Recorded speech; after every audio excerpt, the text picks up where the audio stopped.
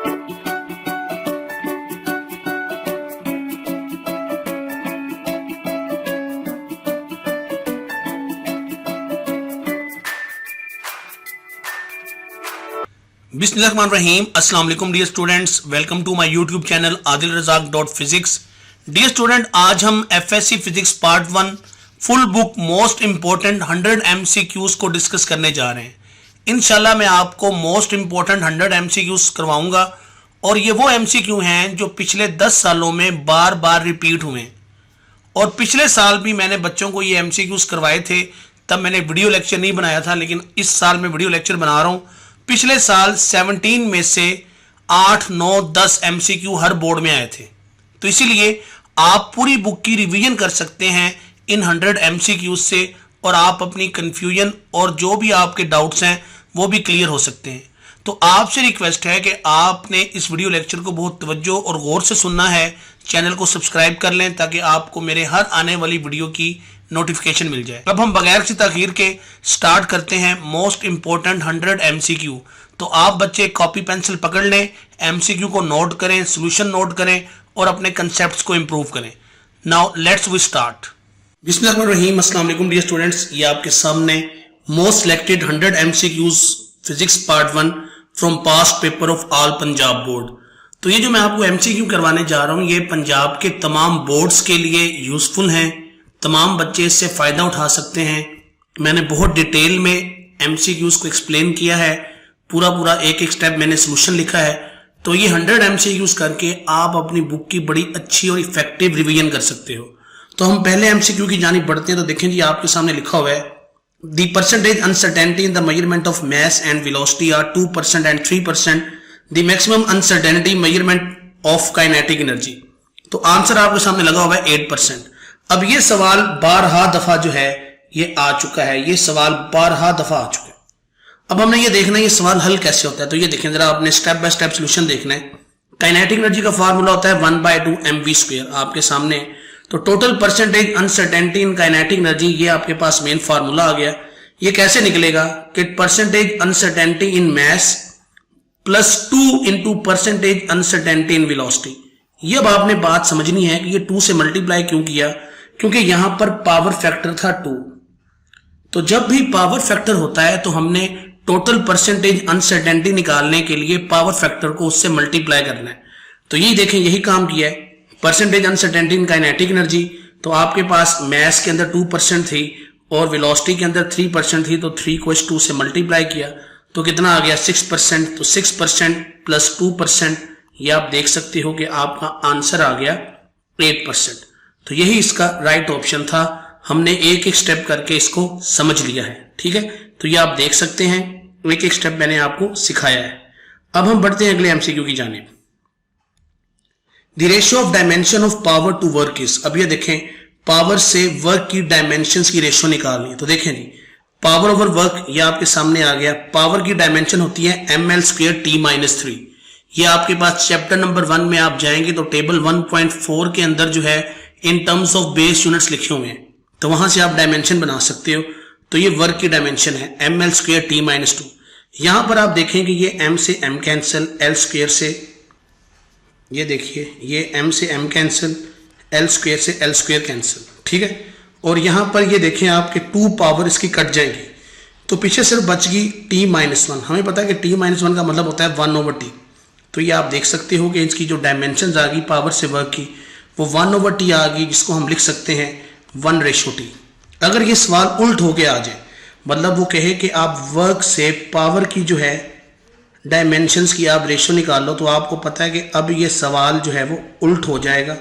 सारे स्टेप्स यही हैं, लेकिन वहां पर चूंकि 1:t था तो अब इसका आंसर आएगा t:1, ठीक है। तो ये सवाल ऐसे भी आपको आ सकता है कि आप वर्क से पावर की डायमेंशन निकालो, ठीक है। तो सवाल मैंने आपको एक MCQ से 2 MCQ समझा दिए। अब हम आगे बढ़ते हैं। नेक्स्ट MCQ आपके सामने है, both the dot product and cross product of 2 vector A and B is 0। कहता जी डॉट भी 0 है, क्रॉस भी 0 है। हमें पता है कि हमारे पास जो डॉट होता है वो होता है A.B, ये बराबर होता है AB cos थीटा के, ओके। और क्रॉस होता है ए क्रॉस बी ये बराबर होता है ए बी साइन थीटा के। अब वो कह रहा है कि ये भी ज़ीरो है और ये भी ज़ीरो है, तो ऐसा कब मुमकिन है? हमने कहा जी ऐसा तब मुमकिन है जब ए या बी में से कोई एक वेक्टर ज़ीरो हो। ठीक है, कोई एक वेक्टर अगर ज़ीरो होगा तभी ये मुमकिन है। यहां पर ये बात याद रखनी है कि दोनों ज़ीरो नहीं होने चाहिए। ज़ीरो के लिए, ठीक है, आपके पास अगर कोई एक वेक्टर ज़ीरो हो जाता है तो रिजल्टेंट जो है वो ज़ीरो हो जाता है। यही बात मैंने यहाँ पे लिखी हुई है कि ए क्रॉस बी भी ज़ीरो है, ए डॉट बी भी ज़ीरो है। It can only be possible, it can only be possible when either of the vector A और बी इज ज़ीरो, कि जब इन दोनों में से कोई एक वेक्टर आपके पास ज़ीरो होगा तब यह मुमकिन है। ओके, अब आगे आ जाए the magnitude of I dot J cross के। अब देखें जी जे क्रॉस के ये क्रॉस प्रोडक्ट है और इसका बाद में आपने डॉट करना है आई के साथ। तो पहले हमने देखना है कि जी जे क्रॉस के क्या होता है। तो ये देखो, ये आपने एक असूल सीखा हुआ है, ठीक है जी, एंटी क्लॉकवाइज यूनिट वेक्टर्स। अब देखें जी जे क्रॉस के हो रहा है, एंटी क्लॉकवाइज घूम रहा है और ये आपस में मल्टीप्लाई हो रहा है। तो जब जे क्रॉस के आपस में मल्टीप्लाई होंगे तो आंसर आएगा पॉजिटिव आई। तो अब यहां पर आप देखो तो यहां पर इसका आंसर आ गया है आई। ओके, तो अब आई डॉट आई करना है आपने। तो आई डॉट आई का आंसर कितना आएगा 1, ये आप पढ़ चुके हो। तो इसीलिए इसका राइट ऑप्शन कौन सा बन गया? बीटा। ये आप देख भी सकते हो, मैंने यहां पर इस चीज को एक्सप्लेन किया हुआ है ये डिटेल में। ओके, नेक्स्ट चलते हैं जी नेक्स्ट एमसीक्यू है a projectile thrown upward with initial velocity V I making an angle theta with the horizontal, the maximum horizontal range is given by. तो देखें जी मैक्सिमम हॉरिजॉन्टल रेंज आती है जब angle होता है 45 डिग्री। याद रखिएगा कि रेंज ऑफ प्रोजेक्टाइल मैक्सिमम होती है 45 डिग्री एंगल पर। अब ये देखें, ये जी आपके पास रेंज का फार्मूला आ गया V I square over G sine 2 theta for maximum range. ये मैंने बात बता दी है कि एंगल जो होता है वो होता है 45। अब यहां पर जब आप इसको सॉल्व करोगे तो ये साइन 245 के साथ जब मल्टीप्लाई होगा तो ये बन जाएगा साइन 90 और साइन 90 होता है 1। तो पीछे आपके पास इक्वेशन क्या बन गई? वी आई स्क्वेयर ओवर जी, इसको बोलते हैं मैक्सिमम रेंज। अब यहां से एक और एमसीक्यू भी आ सकता है इसी को लेके कि अगर मैक्सिमम रेंज है तो फार्मूला बताओ। तो ये बन गया वी आई स्क्वेयर ओवर जी, ठीक है, और मैक्सिमम रेंज किस एंगल पे होती है? 45 डिग्री पर। लेकिन यही सवाल ऐसा भी आया हुआ है कि आर मैक्सिमम के लिए आप ये बताएं कि साइन 2 थीटा की वैल्यू क्या होगी। अब बहुत से बच्चे इसका आंसर करते हैं 45 डिग्री, जो कि गलत है। मैक्सिमम रेंज के लिए अब साइन 2 थीटा की वैल्यू 1 होनी चाहिए और अगर वो एंगल पूछे तो एंगल आएगा 45 डिग्री। समझ आइए? तो अगर वो साइन 2 थीटा पूछेगा मैक्सिमम के लिए तो उसका आंसर 1 होना चाहिए। अगर वो सिंपल एंगल पूछेगा कि किस एंगल पर रेंज मैक्सिमम होती है तो आपका आंसर होगा 1। डियर स्टूडेंट, अब हम बढ़ते हैं नेक्स्ट एमसीक्यू की जानिब। तो ये देखिए, if a body mass 2 kg moving with 15 metre पर सेकंड, देखें जी यहां पर वेलोसिटी दे दी है 15 मीटर पर second, collide with a stationary body. ये देखें, ये काम की बात है कि एक बॉडी की वेलोसिटी 15 है जबकि दूसरी की जो वेलोसिटी है v2 वो क्या है? वो 0 है। ऑफ सेम मैस, ये भी काम की बात है कि भी मैस भी उनका क्या है? वो सेम है। Then after elastic collision second body will move with velocity of, तो आंसर आपके सामने है 15 मीटर पर सेकंड। अब यहां लॉजिक क्या इस्तेमाल हुआ है कि जब भी दो बॉडीज के जिनका मास सेम होता है वो आपस में कोलाइड करती हैं तो वो अपनी वेलोसिटीज को इंटरचेंज कर लेती हैं। मतलब पहली बॉडी की वेलोसिटी दूसरी बॉडी ले लेता है और दूसरी बॉडी की वेलोसिटी पहला बॉडी ले लेता है। तो ये आप देख सकते हैं for same mass in collision velocities interchange, velocities क्या हो जाती हैं? इंटरचेंज। ये आप देख सकते हैं m1 v1 m2 v2। तो टकराने के बाद आप देख सकते हैं कि जो v1 डैश है ये v2 के इक्वल है और v2 डैश जो है वो v1 के इक्वल है। तो सिंस v1 आपके पास 15 मीटर पर सेकंड थी तो यही वजह है कि आफ्टर कोलिजन जो v2 डैश है, जो दूसरी बॉडी की वेलोसिटी है, वो कौन सी हो जाएगी? वो 15 मीटर पर सेकंड हो जाएगी। दूसरी बॉडी पहली बॉडी की वेलोसिटी हासिल कर लेगी। तो मेन कंसेप्ट ये याद रखना है कि जब भी दो बॉडीज आपस में कोलाइड करती हैं और उनका मास सेम होता है तो उनकी वेलोसिटीज आपस में इंटरचेंज हो जाती है। अच्छा जी, अब हम बढ़ते हैं नेक्स्ट एमसीक्यू की जानिब। तो ये देखिए जी, नेक्स्ट एमसीक्यू हमारे पास है for a typical rocket how much mass of rocket in the form of fuel. तो ये जी बुक की इंफॉर्मेशन है, बुक लाइन है कि 80% जो आपके पास रॉकेट का मैस होता है वो in the form of fuel होता है। 3 joule of work is done in 3 seconds then power is. तो आप जानते हैं कि पावर का जो फार्मूला है वो होता है वर्क ओवर टाइम, ये आप देख सकते हो। तो 3/3 आप सॉल्व करो तो आंसर आ जाएगा आपके पास 1 वाट। ठीक है, तो राइट ऑप्शन ये आ गया। ये भी पास्ट पेपर का MCQ है, तो ये यहाँ भी मैंने इसको सॉल्व किया, यहाँ भी आप देख सकते हो बात एक ही है। ठीक है, यहाँ पर मैंने डिटेल एक एक स्टेप जो है वो सॉल्व किया हुआ है जी। As we move up a body above the surface of earth the change in potential energy, देखें चेंज की बात की है, change in potential energy will always be. तो याद रखिएगा कि जो पोटेंशियल एनर्जी है ये आप देख सकते हैं कि जो बुक की लाइन है, ये बुक लाइन इंफॉर्मेशन है, पोटेंशियल एनर्जी नेगेटिव हो सकती है लेस देन 0, लेकिन जो चेंज इन पोटेंशियल एनर्जी है ना डेल्टा, वो हमेशा पॉजिटिव होगी। ये आपने याद रखनी है कि change in potential energy always positive. ये बहुत ही इंपॉर्टेंट तरीन MCQ है कि पोटेंशियल एनर्जी में जो चेंज होता है वो हमेशा पॉजिटिव लेना है। काइनेटिक एनर्जी कभी भी जीरो नहीं हो, काइनेटिक एनर्जी कभी भी नेगेटिव नहीं हो सकती, ये बात याद रखिएगा। काइनेटिक एनर्जी जो होती है ये हमेशा पॉजिटिव होती है। काइनेटिक एनर्जी कभी भी जो है वो नेगेटिव नहीं हो सकती, हमेशा पॉजिटिव। लेकिन पोटेंशियल एनर्जी जो है ये नेगेटिव हो सकती है, लेकिन जो चेंज इन पोटेंशियल एनर्जी है वो हमेशा पॉजिटिव होगी। तो ये 3 MCQ मैंने आपको करवा दिए इससे। ओके, उम्मीद करूंगा कि ये बात समझ आ गई होगी कि चेंज इन पोटेंशियल एनर्जी हमेशा पॉजिटिव ली जाती है। A body is moving in a circle under centripetal force F if its linear velocity and radius both are made twice का मतलब होता है डबल कर देना, 2 गुना बढ़ा देना। The centripetal force will be, देखें अब यहाँ पर लीनियर वेलोसिटी का जिक्र है, ठीक है, तो इसलिए हम यहाँ पर जो लगाएंगे फार्मूला वो होगा F is equal to mv² over r, ये लगाएंगे फार्मूला। अब इसका डिटेल स्टेप देखो, ये फार्मूला आ गया सेंट्रीपिटल फोर्स का लीनियर वेलोसिटी के लिए। ये जी आपके पास v डैश 2 गुना हो गई, रेडियस भी 2 गुना हो गया। अब यहाँ पे पुट कर दो fc डैश, डैश तब लगाते हैं जब इक्वेशन में पैरामीटर चेंज हो, तो v डैश का स्क्वायर और r डैश। अब वेलोसिटी डबल हुई है तो 2v का स्क्वायर नीचे आ गया 2r।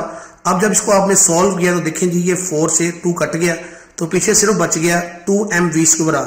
2 कॉमन ले लिया और पीछे ये देखें ये चीज किसके इक्वल थी, ये चीज थी सेंट्रीपिटल फोर्स के।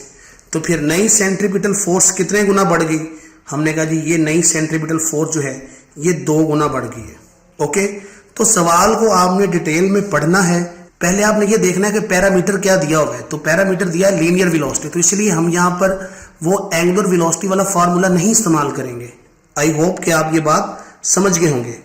नेक्स्ट ये अगला MCQ, a wheel of radius 5 centimetre, ये आप देख सकते हो, अ wheel of radius 5 centimetre having angular speed of 20 radian पर सेकेंड, रेडियस 5 सेंटीमीटर। अब यूनिट देखें, यहां बच्चे गलती करते हैं, यूनिट सेंटीमीटर दिया हुआ है और ये एंगुलर स्पीड आ गई, मतलब ये ओमेगा आ गया, ये 20 रेडियन पर सेकेंड है। हैव लीनियर स्पीड, तो लीनियर स्पीड आपने निकालनी है, तो आपको फार्मूला पता है कि v इज इक्वल टू होता है r ओमेगा। ये फार्मूला आपने यूज करना है। आंसर आपके सामने है। अब ये आंसर आया कैसे, तो ये देखो एक एक step, v is equal to r omega आ गया, 5 सेंटीमीटर है, इसको पहले मीटर में कन्वर्ट किया, कैसे कि सेंटी के लिए 10⁻⁻2 से मल्टीप्लाई कर दिया, रेडियस आ गया 0.05 मीटर, ओमेगा था 20 रेडियन पर सेकेंड, फार्मूले में पुट करके सॉल्व किया तो आपके पास आंसर आ गया 1 मीटर पर सेकेंड। तो यही इसका आंसर है। उम्मीद करूंगा कि ये बात आपको समझ आ गई होगी। इसके बाद ये 12, a horizontal pipe narrows from a diameter of 10 centimetre to 5, देखें ये रेडियस है ज्यादा और ये रेडियस है कम। नैरो डाउन का मतलब होता है तंग हो जाना, कम हो जाना diameter. Okay, for a fluid flowing from larger diameter to smaller. तो अब हमने बताना है जी कि इसका आंसर क्या बनेगा। तो आंसर आपके सामने है कि वेलोसिटी इंक्रीज हो जाएगी, प्रेशर डिक्रीज। लेकिन लॉजिक क्या है, सिर्फ आंसर को रट्टा नहीं मारना, हमने फिजिक्स के अंदर लॉजिक क्लियर करने हैं। तो ये देखें जी, ये आपके सामने एक जो है वो पाइप बना हुआ है, यहाँ पे 10 सेंटीमीटर है, यहाँ पे 5, यहाँ रेडियस ज्यादा था, यहाँ रेडियस कम। तो पहले इस्तेमाल की इक्वेशन ऑफ कॉन्टिन्यूटी, जिसमें एरिया होता है इनवर्सली प्रोपोर्शनल टू वेलोसिटी। तो जब देखें एरिया कम हो रहा है तो वेलोसिटी बढ़ रही है। देखें जी वेलोसिटी इंक्रीजेस यहाँ पर, ठीक है जी, वेलोसिटी बढ़ रही है। तो using Bernoulli's principle, Bernoulli's principle क्या कहता है कि प्रेशर का वेलोसिटी के साथ क्या है, इनवर्स रिलेशन है। अगर वेलोसिटी बढ़ रही है तो प्रेशर को क्या होना पड़ेगा, कम होना पड़ेगा। When velocity increases pressure will decrease. तो फिर अब आप देख सकते हो यहाँ पर राइट ऑप्शन कौन सा बन रहा है कि velocity increases and pressure decreases. उम्मीद करता हूं कि ये इतने ज़्यादा डिटेल एक्सप्लेनेशन से आपके कंसेप्ट्स काफ़ी हद तक क्लियर हो रहे हैं। ठीक है बेटा, हमने सिर्फ आंसर नहीं याद रखना होता फिजिक्स में लॉजिक बहुत ज़रूरी होता है।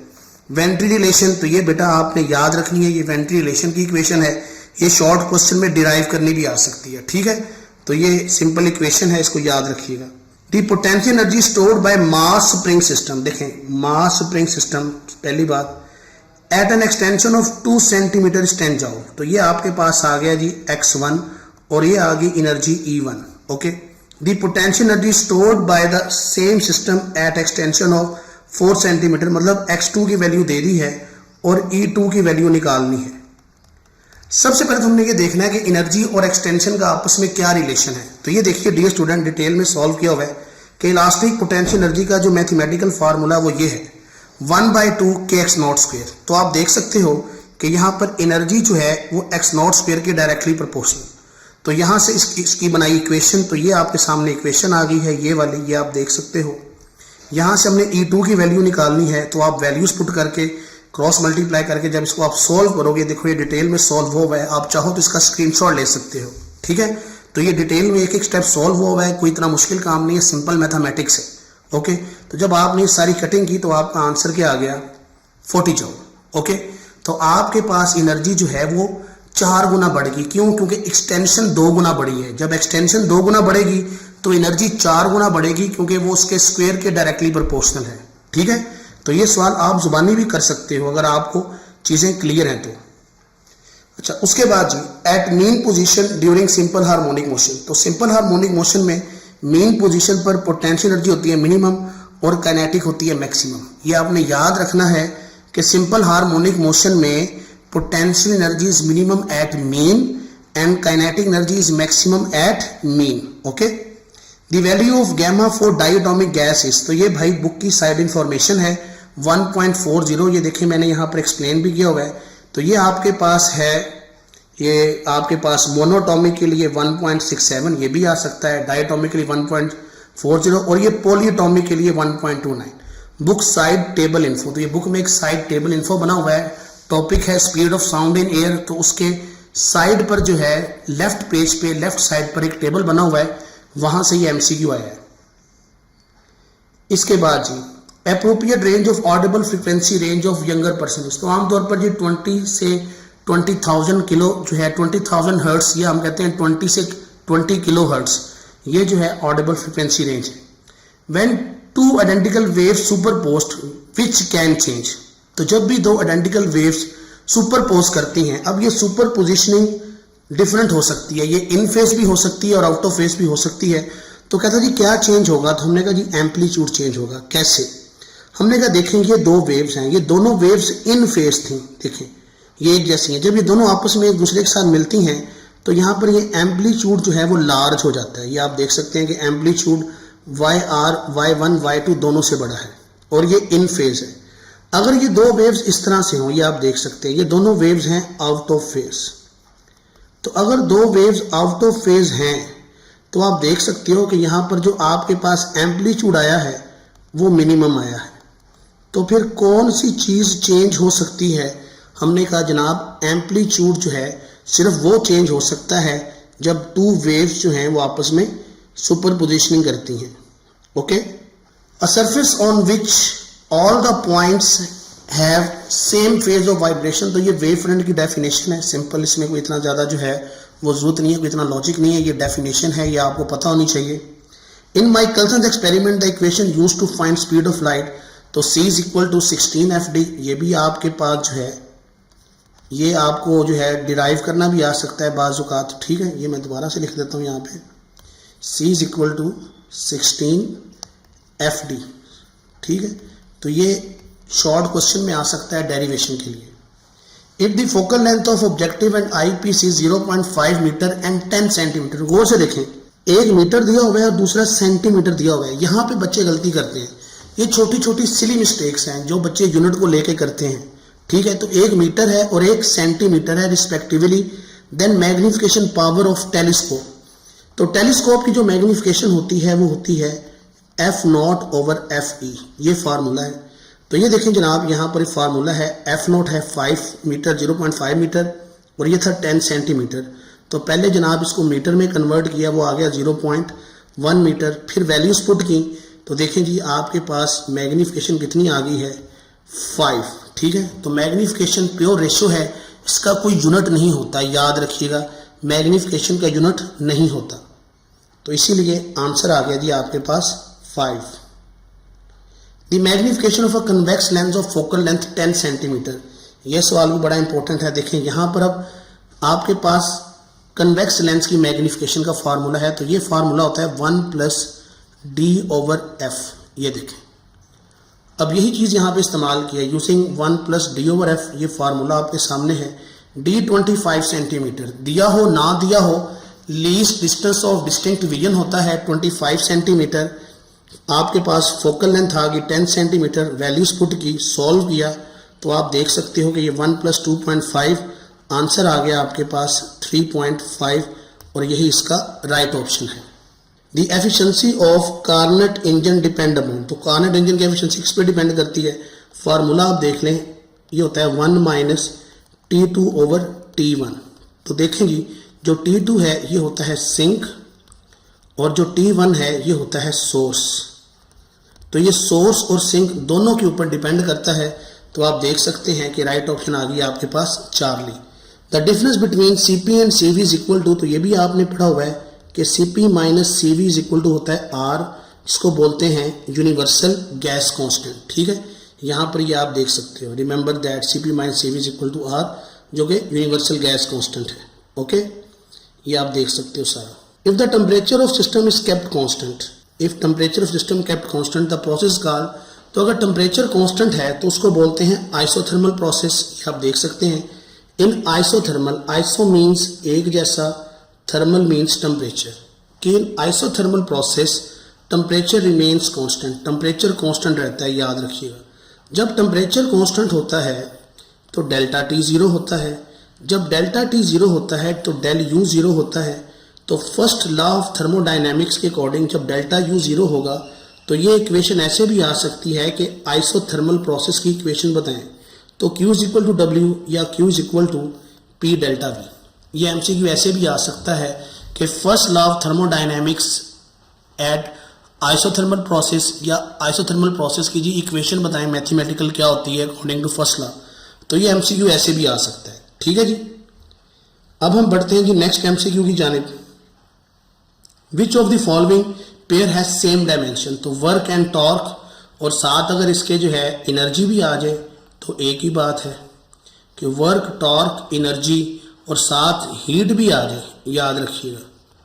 तो इन सब की डायमेंशन सेम होती है क्योंकि इन सब के बेस यूनिट सेम है, बिकॉज देयर, ये है काम की बात कि इनके बेस यूनिट सेम है। और वो बेस यूनिट सेम कैसे हैं, तो ये आप देखें जी, ये बन गया kg m/s², और ये जी आपके पास डायमेंशन आ गई ml² T-2। Okay, next, the percentage uncertainty in the radius of sphere is 2%। देखें जी, radius of sphere, the total percentage uncertainty in the volume of sphere. तो यहाँ पर सबसे पहले आपको वॉल्यूम का फॉर्मूला आना चाहिए, वो होता है 4/3 πr³। अब परसेंटेज अनसर्टेनिटी पावर फैक्टर में क्या होती है, देखिए रेडियस में कितना है, वो है 2%।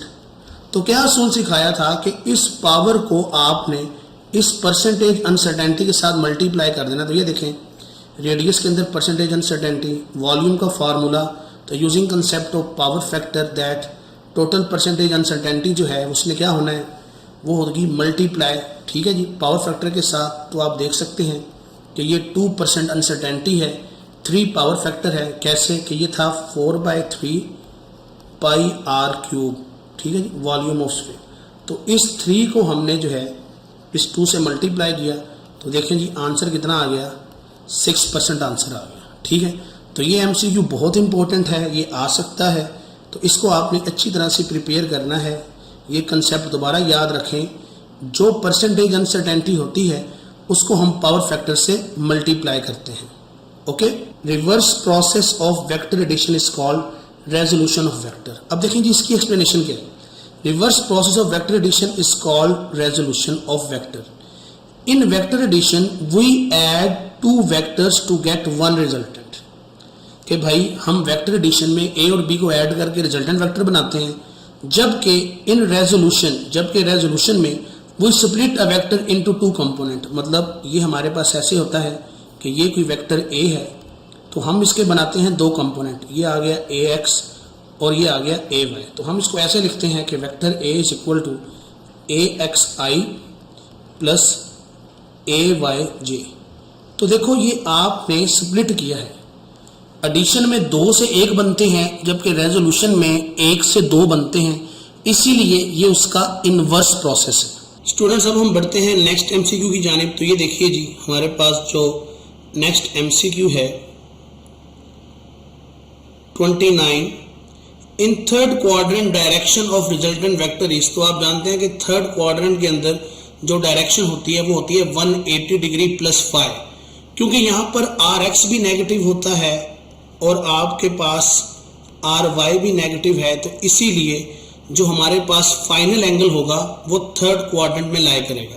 डियर स्टूडेंट 30th एमसीक्यू बहुत इंपॉर्टेंट एमसीक्यू है, जरा गौर से देखिएगा। कहते हैं जी कि आपके पास एक क्रिकेट बॉल है, is hit so that it travel straight up, वो सीधा ऊपर जाता है in air, it requires 3 second to reach maximum height. Time दे दिया और कहा कि मैक्सिमम हाइट है, तो आपने इसकी इनिशियल वेलोसिटी बतानी है। आंसर आपके सामने लगा हुआ है, लेकिन हमने लॉजिक समझना है कि ये आंसर आया तो आया कैसे। तो ये देखो यहां पर आपके पास क्या है जी, आपके पास एक बॉल है जिसकी इनिशियल वेलोसिटी आपने मालूम करनी है। ये किसी मैक्सिमम हाइट पे गया और उसे लगे 3 सेकेंड। हमें पता है कि जब बॉडी सीधी ऊपर मूव करती है तो मैक्सिमम हाइट पर जाकर इसकी फाइनल वेलोसिटी 0 हो जाती है। ओके, तो अब हम यहां पर इस्तेमाल करेंगे time to reach maximum height, ये वाला फार्मूला जो मैंने आपके सामने लिखा हुआ। Time to reach maximum height वाला फार्मूला ये आपके सामने है, T is equal to we i over g. और ये कहां से आता है, ये आता है फर्स्ट इक्वेशन ऑफ मोशन से। ये देखो V F is equal to we I plus G T आप कर लें, ठीक है, बल्कि आप इसको माइनस करें क्योंकि body initially against the gravity जा रही है, ठीक है, माइनस जी टी, तो वी एफ हो जाता है 0। तो अब आप इसको देखें गौर से, तो ये बन गया V I is equal to ji T, और टाइम निकालने के लिए क्रॉस मल्टीप्लाई करें तो ये इक्वेशन आपके सामने बन जाएगी, T is equal to we i over g, जिसको बोलते हैं time to reach maximum height. Okay, for v I is equal to ji t. अब आप यहाँ पर पुट करके वैल्यूज आंसर निकालो, तो 9.8 जी की वैल्यू है, टाइम 3 सेकेंड है, तो देखो भी इनिशियल वेलोसिटी आ गई 29.4 मीटर पर सेकेंड। तो ये जी इस सवाल का राइट ऑप्शन है। उम्मीद करूंगा कि ये बात आपको समझ आ गई होगी। आप सवाल का स्क्रीनशॉट ले लिया करें, ठीक है, रोक के उसको दोबारा एक दफा सुन लिया करें जी। नेक्स्ट हमारे पास है जी horizontal component of velocity of projectile. तो ये फैक्चुअल इंफॉर्मेशन है कि हॉरिजॉन्टल कंपोनेंट ऑफ वेलोसिटी हमेशा सेम रहता है, क्योंकि आपके पास हॉरिजॉन्टली बॉडी के ऊपर कोई फोर्स नहीं लगती, इसीलिए ये आपके पास जो वेलोसिटी है ये through out the projectile motion इसने कांस्टेंट रहना होता है। A ball is thrown up with 20 metre per second. तो देखें ये आपको क्या दी गई है, इनिशियल वेलोसिटी, और एंगल कितना दिया गया है, theta 60 degree with x axis, ठीक है। The velocity of the ball at the top position is. तो देखें गौर से कि यहाँ पर कौन सा लॉजिक है। तो ये देखो ये बॉल आपने किसी इनिशियल वेलोसिटी के साथ जो कि 20 मीटर पर सेकेंड है, इसके साथ 60 डिग्री एक्स एक्सिस के साथ बन रहा है एंगल, ये आपने जो है फेंकी है, और ये है जी एच मैक्सिमम हाईएस्ट पॉइंट। अब यहां पर आपने प्रोजेक्ट की है, तो इसीलिए यहां पर जब आप प्रोजेक्ट करोगे तो यहां पर जो वेलोसिटी का मैग्नीट्यूड है वो कभी भी 0 नहीं होता, याद रखना। जब बिल्कुल सीधी ऊपर जाती है बॉडी, जो ये गई थी, ये इस सवाल में देखें, तो यहां पर वी एफ 0 था, लेकिन यहां पर आपने बॉल को प्रोजेक्ट किया है किसी एंगल पर, तो इसीलिए यहां पर आपके पास वेलोसिटी जीरो नहीं होगी। बहुत से बच्चे ये गलती करते हैं। तो हमें पता है कि velocity at H maximum will be, वो कौन सी वेलोसिटी होगी, वो वही हॉरिजॉन्टल कंपोनेंट ऑफ वेलोसिटी होगा जिसने हमेशा होना ही होना है और उसकी वैल्यू चेंज नहीं होती। तो फार्मूला आपके सामने ये है, पुटिंग वैल्यूज, वी आई की वैल्यू ये है, एंगल दिया है 60 डिग्री, कॉस ऑफ 60 होता है 1/2। सवाल सॉल्व किया तो आंसर आ गया 10 मीटर पर सेकेंड। तो हाईएस्ट पॉइंट पर अगर आपसे वेलोसिटी पूछी जाए प्रोजेक्टाइल मोशन में, तो हाईएस्ट पॉइंट पर वेलोसिटी होती है वी आई कॉस थीटा, भूलना नहीं है। ओके, और अगर वैल्यूज दी हो तो इसके अंदर आप वैल्यूज पुट करके आप इसको सॉल्व कर सकते हो। तो राइट ऑप्शन आपके पास आ गया जी 10 मीटर पर सेकेंड। स्टूडेंट, तो हमारे पास 32 MCQ का राइट ऑप्शन बन गया, beta option 10 metre per second. अब हम नेक्स्ट क्वेश्चन करते हैं। escape velocity on the surface of earth is 11.2 kilometre पर सेकेंड। ठीक है, the escape velocity on the surface of another planet of same mass, देखें जी यहाँ पे उसने कहा जी सेम mass है that of earth but 1/4 times of radius of earth, कि उसका रेडियस 4 गुना जो है वो कम हो गया है। तो अब आपने बताना है कि अब नई जो है वो escape velocity क्या होगी। अच्छा, अब इस सवाल में भी बहुत से लोगों को कंफ्यूजन है कि यहाँ पे escape velocity का फार्मूला कौन सा लगाना है, क्योंकि हमारे पास escape velocity के दो फार्मूले हैं। एक फार्मूला तो ये आपके सामने है, v is equal to √2gr, ये फार्मूला एक, और एक आपके पास फार्मूला होता है v is equal to √2gm/r। अब अगर आप इस फार्मूले से सॉल्व करोगे तो आंसर कुछ और आता है, इससे करोगे तो आंसर कुछ और आता है। अब बच्चा इस बात पे हैरान है कि मैंने फिर फार्मूला कौन सा यूज करना है। तो इसका हल है कि आप सवाल की स्टेटमेंट को पढ़ो।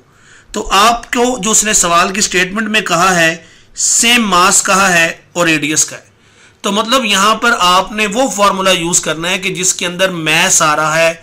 तो इसीलिए हम यहां पर ये वाला फार्मूला जो है वो यूज करेंगे। ओके, ये मैं भी मिटा रहा हूं आपके लिए, आपको मैं इसका डिटेल सोल्यूशन दिखा देता हूं। तो ये देखिए जी, आंसर आपके सामने है, ये 22.4 किलोमीटर पर सेकेंड, लेकिन ये आंसर आएगा कैसे, तो ये देखिए हमने कहा जी escape velocity का जो फार्मूला है वो आपके सामने ये आ गया और इसकी वैल्यू 11.2 किलोमीटर पर सेकेंड है। ये जी escape velocity for another planet, उसका फार्मूला आपके सामने है। यहाँ पर जो रेडियस है वो आप देख सकते हो कि यहाँ पर हमने r/4 पुट किया है। अब ये जो r है इसने ऊपर आ जाना है, ये आप देख सकते हो कि r ऊपर आ गया। बाकी जो चीज़ थी इसको हमने जो है कॉमन ले लिया, ये आप देख सकते हो 4 बाहर आ गया। 4 का अंडर रूट सॉल्व किया तो 4 का अंडर रूट आता है 2, और बाकी ये जो चीज़ है ये है जी escape velocity ऑफ अर्थ। तो हमने कहा जी 2 multiply by escape velocity of earth. escape velocity of earth थी आपके पास 11.2, तो मल्टीप्लाई किया तो आपके पास आंसर आ गया 22.4 किलोमीटर पर सेकेंड। तो ये इस MCQ का राइट ऑप्शन है।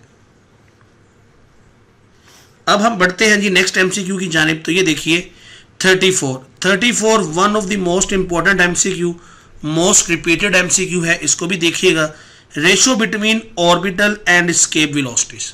तो यहाँ पर चैप्टर 4 और 5 दोनों के कंसेप्ट को इकट्ठा किया गया है। तो अब ये जरा MCQ का राइट ऑप्शन आपके सामने है 1/√2, लेकिन ये आता कैसे है ये भी सीख लो।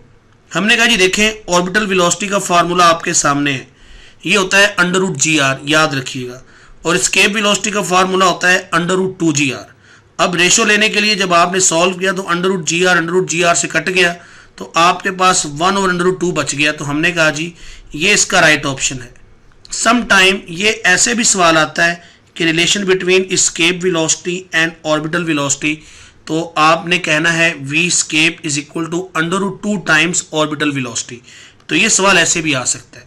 अच्छा, वंस अगेन अब ये जो रेशो है ये और तरह से भी सॉल्व हो सकती है। वो तरीका आपके सामने ये देखो कि एक हमारे पास जो है वो फार्मूला है ऑर्बिटल वेलोसिटी का ये वाला भी, ठीक है, और escape velocity का ये वाला फार्मूला भी है।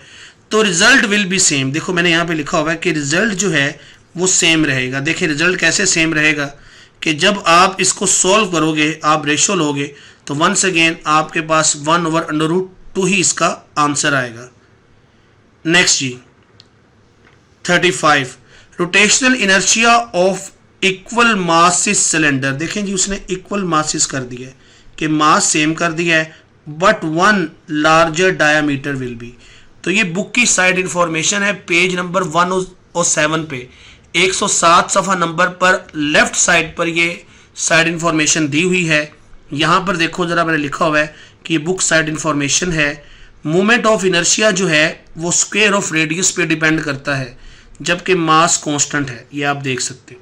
तो अब हमने कहा कि अगर आपके पास डायामीटर ज़्यादा है, मतलब रेडियस ज़्यादा है, तो जिसका रेडियस ज़्यादा है तो उसका मोमेंट ऑफ इनर्शिया भी ज़्यादा है।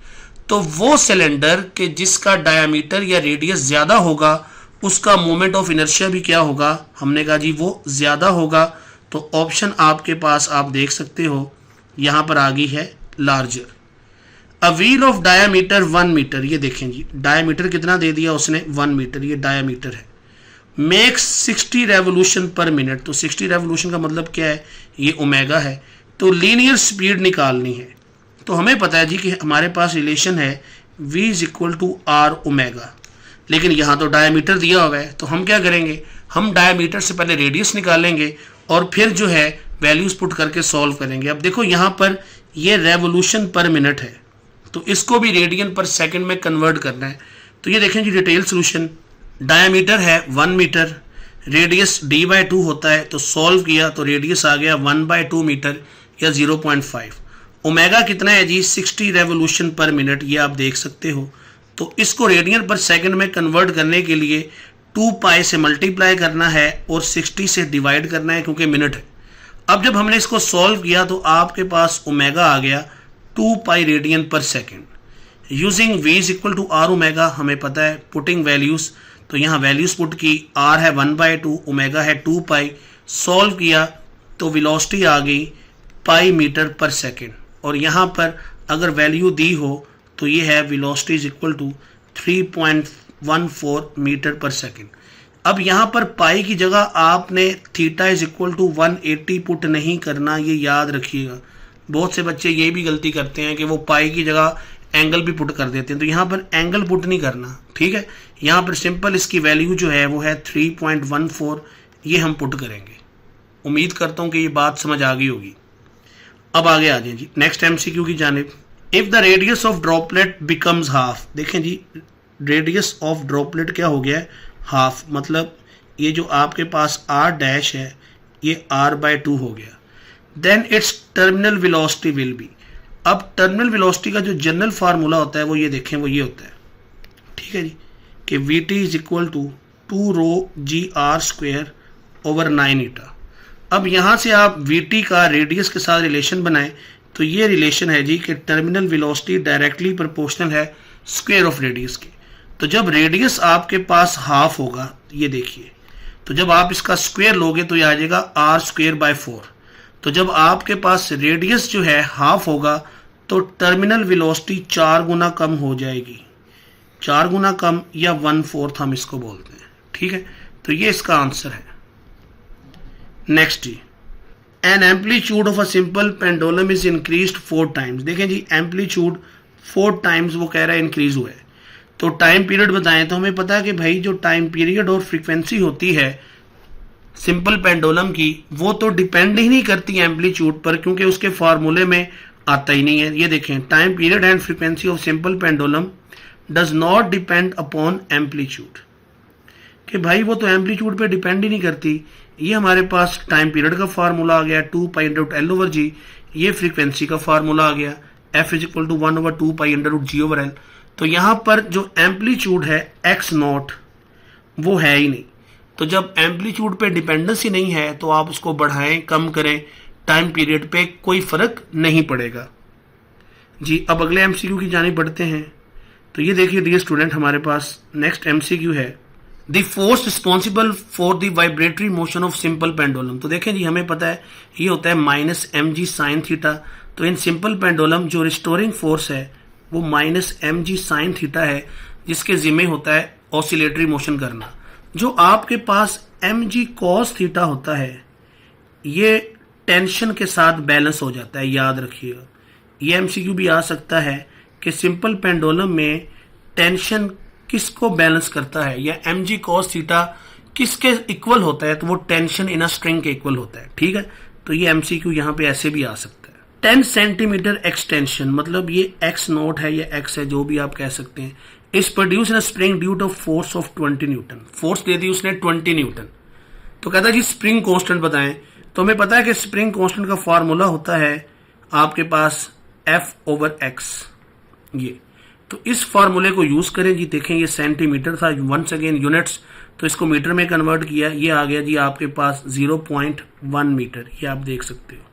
ठीक है, फोर्स 20 न्यूटन है, तो जनाब फार्मूला यूज करें F is equal to KX और K is equal to F/x। Values put करें आप, तो आप जब सॉल्व करेंगे तो आपके पास आंसर आ जाएगा 200 न्यूटन पर मीटर। ओके, तो ये वंस अगेन आप इसको स्टेप को जो है देख सकते हो कि किस तरह मैंने स्टेप बाय स्टेप इसको सॉल्व किया है। ओके डियर स्टूडेंट्स, आगे बढ़ते हैं। Distance between two consecutive nodes, once again जी बुक की लाइन है, बुक इंफॉर्मेशन है, तो ये होता है λ/2। ओके, दो नोड्स आ जाएं, दो कंसेक्यूटिव एंटी नोड आ जाएं, उनके दरमियान डिस्टेंस λ/2 है। लेकिन अगर आ जाए कि नोड से एंटी नोड, तो नोड से एंटी नोड होता है डिस्टेंस λ/4, ये आपने भूलना नहीं है। ओके, तो ये 3 एमसीक्यू बनते हैं कि दो कंसेक्यूटिव नोड्स λ/2, दो कंसेक्यूटिव एंटी नोड λ/2, और नोड से एंटी नोड का वो बनता है λ/4। For same mass and length if tension of vibrating string, ये देखें tension of string is increased 4 times, कि भाई लेंथ भी सेम है, मास भी सेम है, लेकिन अगर टेंशन 4 गुना बढ़ाएं तो स्पीड ऑफ वेव बताएं जी क्या होती है। डी स्टूडेंट जरा इसका सोल्यूशन देखिएगा आप। हमें पता है कि जो वेलोसिटी होती है ट्रांसवर्स वेव की वो होती है v is equal to √T/m, ये आप देख सकते हो। अब आपको नजर आ रहा है कि जो वेलोसिटी है वो डायरेक्टली प्रोपोर्शनल है √T के। अब ये T क्या है, ये है टेंशन इन अ स्ट्रिंग। यहाँ पर फोर्स भी लिखा जा सकता है, टेंशन भी लिखा जा सकता है, एक ही चीज है। अब देखें जब टेंशन 4 गुना बढ़ी है, गौर से देखें, तो जब टेंशन 4 गुना बढ़ेगी तो हम जब इसका अंडर लेंगे तो 4 का अंडर कितना आएगा 2। तो हमने कहा कि जब टेंशन 4 गुना बढ़ेगी तो जो वेलोसिटी है वो 2 टाइम इंक्रीज करेगी according to mathematical relation. Okay, I hope कि ये चीज आपको क्लियर होगी। इसके बाद जी नेक्स्ट हमारे पास एमसीक्यू है। इस एमसीक्यू को भी आपने गौर से देखना है, ये भी पास पेपर में 12 दफा आया हुआ है। 43 when the amplitude of wave increases to double its energy, तो जब आप किसी वेव का एम्पलीट्यूड डबल करते हो तो उससे एनर्जी कितने गुना बढ़ती है, तो आंसर आपके सामने है 4 टाइम्स। लेकिन कैसे पता चलेगा, तो ये देखें जी, रिमेंबर फॉर अ वेव, एक वेव के लिए क्या बात याद रखनी है कि एनर्जी डायरेक्टली प्रोपोर्शनल होती है स्क्वायर ऑफ एम्पलीट्यूड। दोबारा से सुन लो, एनर्जी डायरेक्टली प्रोपोर्शनल होती है स्क्वायर ऑफ एम्पलीट्यूड। और ये बात कैसे पता चलेगी, जब आप फार्मूला पढ़ते हैं इलास्टिक पोटेंशियल एनर्जी का, तो वहां पर आप कहते हैं जी 1/2 kx0²। अब ये x0 क्या है, ये एम्पलीट्यूड है, और ये E क्या है, ये एनर्जी है। तो एनर्जी डायरेक्टली प्रोपोर्शनल किसके हो गई, एम्पलीट्यूड के स्क्वायर के। ओके, आई होप कि चीज क्लियर होगी। अब देखो एम्पलीट्यूड क्या हुआ, डबल। अगर एम्पलीट्यूड डबल होगा तो 2 का स्क्वायर लो तो एनर्जी कितने गुना बढ़ गई, हमने कहा 4 गुना। तो जब भी किसी वेव का एम्पलीट्यूड डबल किया जाएगा तो उससे एनर्जी 4 टाइम्स इंक्रीज करेगी। अब ये एमसीक्यू चेंज होकर भी आ सकता है कि अगर हम एम्पलीट्यूड 3 गुना बढ़ाएंगे, अब अगर एम्पलीट्यूड 3 गुना बढ़ेगा तो फिर वेव की एनर्जी कितने गुना बढ़ेगी, 3 का स्क्वायर लें तो 3 का स्क्वायर कितना आता है 9। तो हमने कहा जी 9 टाइम्स एनर्जी बढ़ जाएगी, अगर 4 टाइम्स तो 16 टाइम्स। तो इस तरह आपने इस तरह के एमसीक्यू सॉल्व करने हैं। नेक्स्ट जी 44 the distance between 2 adjacent dark fringes is given by, very much important MCQ.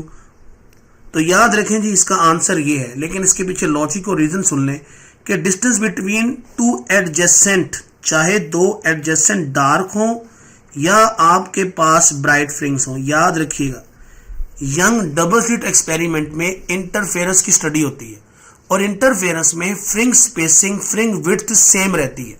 जितनी चौड़ाई आपके पास डार्क फ्रिंग की होगी उतनी चौड़ाई ही आपके पास ब्राइट फ्रिंग की होगी।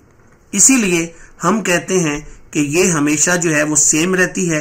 ये आप देख भी सकते हो कि फ्रिंज स्पेसिंग ब्राइट और डार्क की सेम, और ये इनका फार्मूला है। सम टाइम इनकी रेशो भी आ जाती है एमसीक्यू में, और इस साल आने के चांसेस हैं कि भाई आप डार्क से ब्राइट फ्रिंज स्पेसिंग की रेशो निकालो। तो चूंकि ये सेम है तो इसीलिए रेशो हमेशा आएगी 1:1।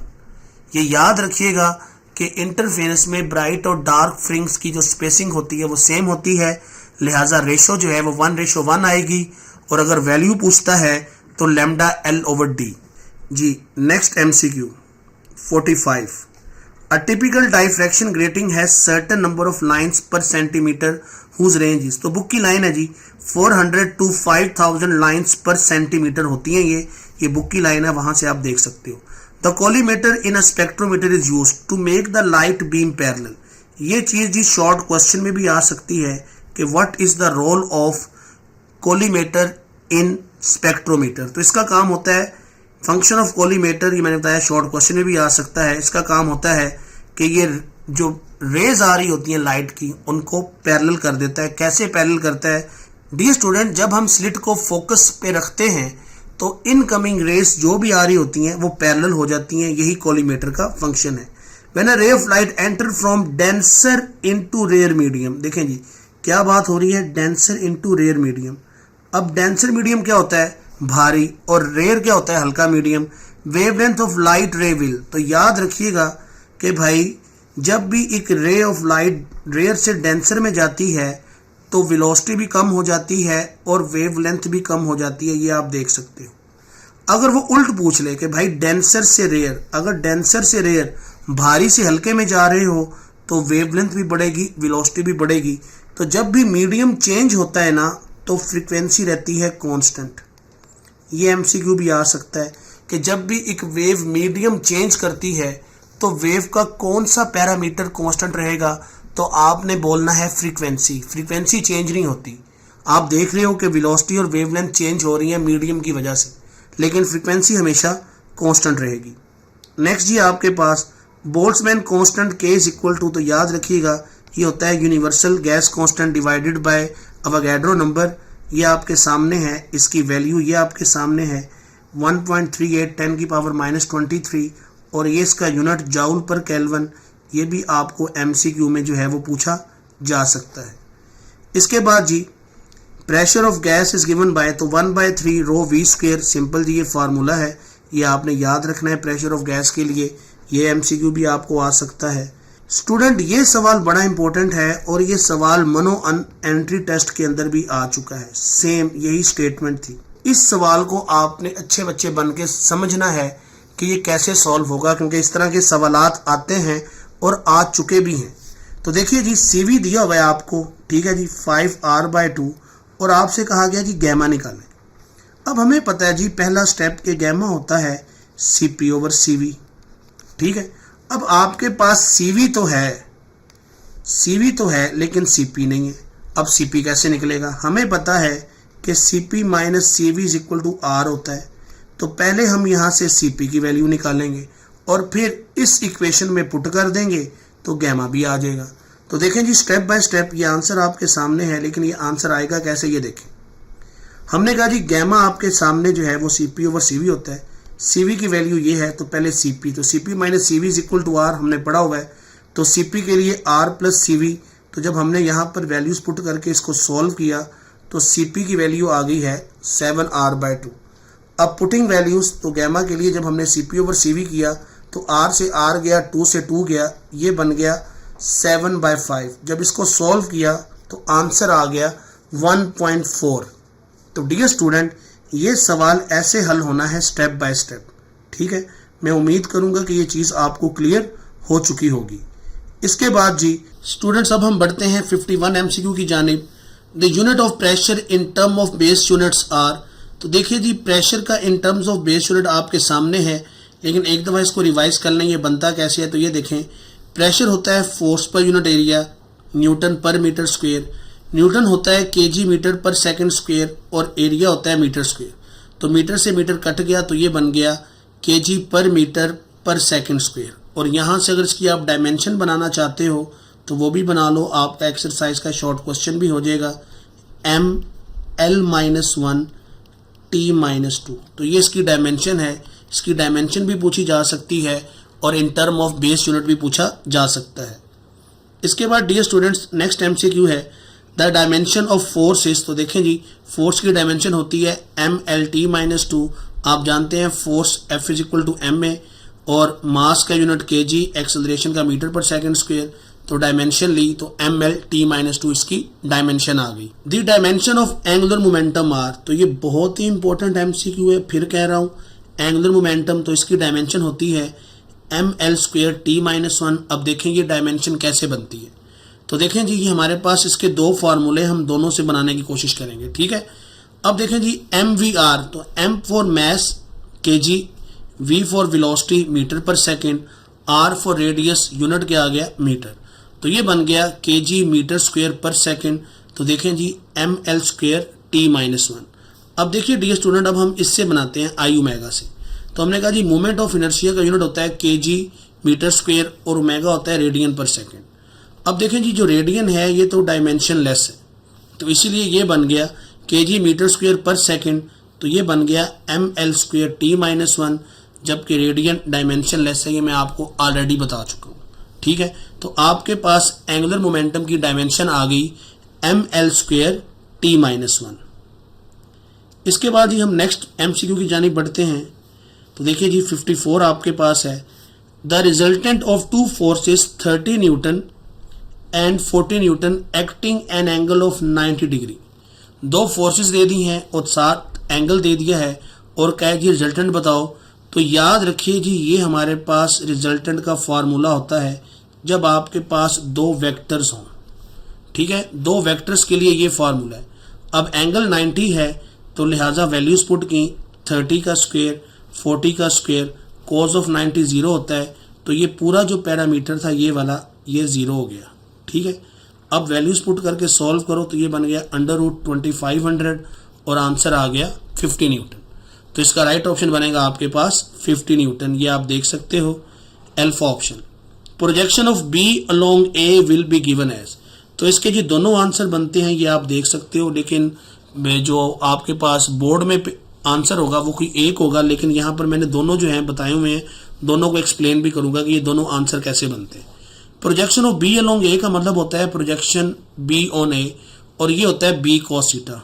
डियर स्टूडेंट, आपके पास जो projection of B on A है ना, ये होती है बी कॉस थीटा, पहली चीज़ जो याद रखनी है।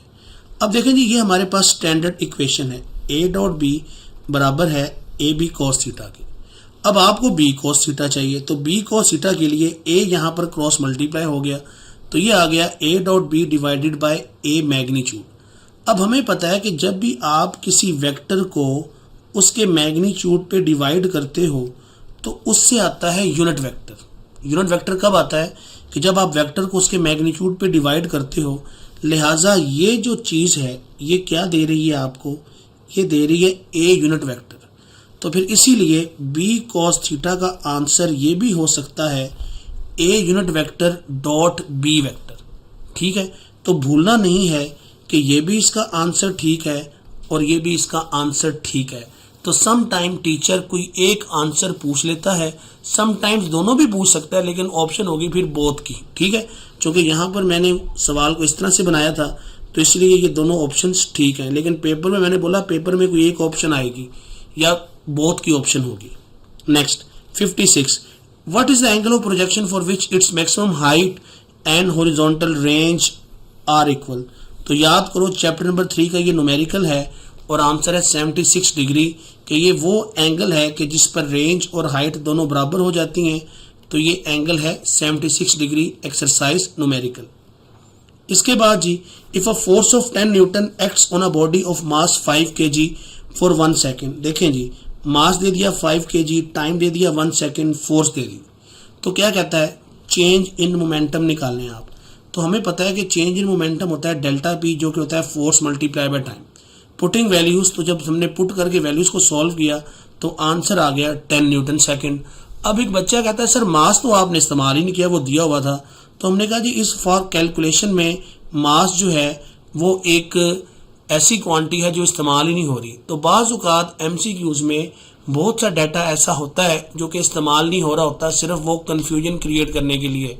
तो आपने उस पर परेशान नहीं होना, ठीक है। अब एक बच्चा के जी मास दिया हुआ है वो तो इस्तेमाल क्यों नहीं हुआ, तो भाई आपके पास जो फार्मूला है उसमें वो नहीं इस्तेमाल हो रहा तो आप छोड़ दें उसको, सिंपल। हमने उसके साथ लड़ाई थोड़ी करनी है कि हमने लाजमी इस्तेमाल करना है उसे। उसके बाद जी 58 मोस्ट इम्पोर्टेंट MCQ है। फिर कह रहा हूँ पेपर में लाजमी आएगा, किसी ना किसी बोर्ड में ऐसा सवाल लाजमी आ सकता है।